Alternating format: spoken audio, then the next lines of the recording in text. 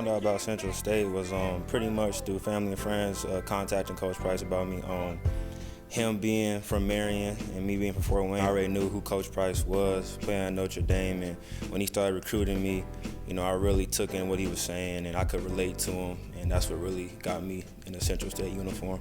I was one of the last recruits to sign here, so I knew I had to earn every minute I was going to get. Nothing was going to be granted, especially over guys who signed and committed early.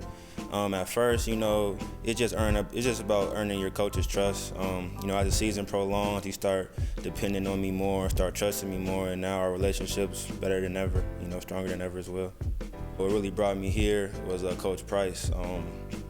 I really trusted him, and him being literally 30 minutes where I'm from, I already knew who he was and how good a basketball player he was. So he really was a big influential piece on why I'm here. Me and Coach Davis are very close. He would always give me motivational talks when I would have a bad game or, shots weren't falling towards the beginning of the season. And, me and him became closer as well. He's always that guy to really boost you up when you're down. And, I look to them both as a fatherly figure. I never had a fatherly figure in my life. Those two, really stepped in and, giving me great advice, on and off the court advice, and I can't thank them more for it. I love them both.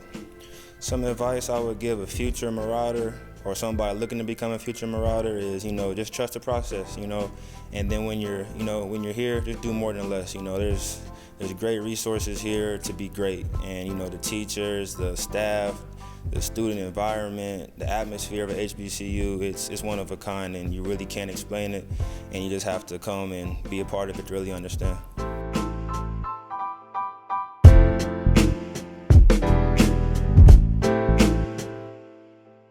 Once again.